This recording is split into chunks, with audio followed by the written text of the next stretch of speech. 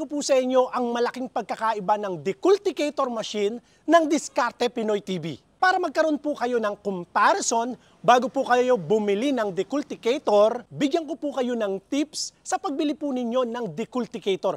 Bakit nga po ba ang deculticator ng Diskarte Pinoy TV ay napakabili at dinadayo? Pakita ko po sa inyo. Sa iba ang nilalagay lamang po ng makina, 10 hanggang 12 horsepower. Samantalang sa Diskarte Pinoy TV, 20 horsepower. At ang kagandahan po niyan, sa amin hindi na po tayo mahihirapang humila dahil kung ganyan po kalaki ang makina, especially kung diesel pa po, napakahirap po niyang hilahan.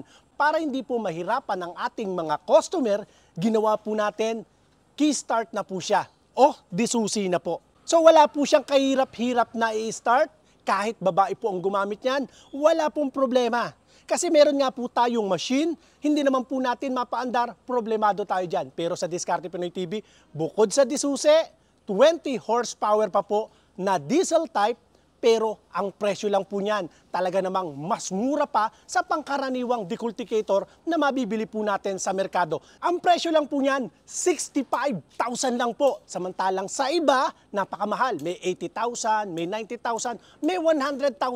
Pero hindi po 20 horsepower at hindi pa po disusi. Samantalang sa Diskarte Pinoy TV, napaka-quality ng gawa pero sa murang halaga. Pakita ko po sa inyo. May dalawang klase po tayo ng deculticator.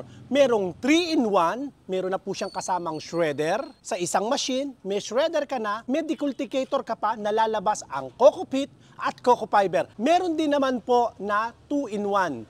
Kagaya po nito, ito po yung model na yon, coco pit at coco fiber po ang magagawa po nito. Yung 3-in-1 o yung may kasama na pong shredder, ang presyo lang po nun 78,000. Ito pong model na ito, ang presyo lang po nito 65,000. Kagaya po nitong order po sa atin ni Boss Joel Mapa Magirang. Ito po ang order po ninyo. Testingin muna po natin bago po natin ipaship. Boss Joel, ito po yung pag-ooperate. Ito, lagay nyo lang po ito sa, ito silinyador po ito eh. Lagay nyo lang po sa bandang gitna. Yan, gitna. Tapos, susi na po siya, susi. Lagay nyo muna po pala itong chalk. Bagsak nyo lang po ganyan. Automatic, pipitik na po siyang pataas. Try natin. Ito, walang kahirap-hirap po. Susi na agad, oh. Pakadaling start.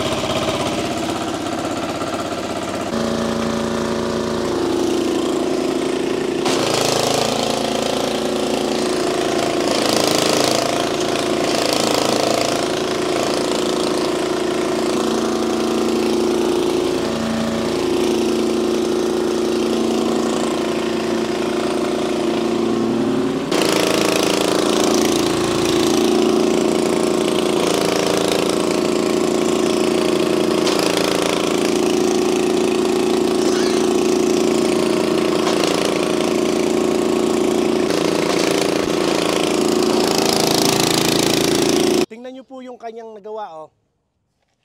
Napakaganda, oh. Ito po yung coco pit.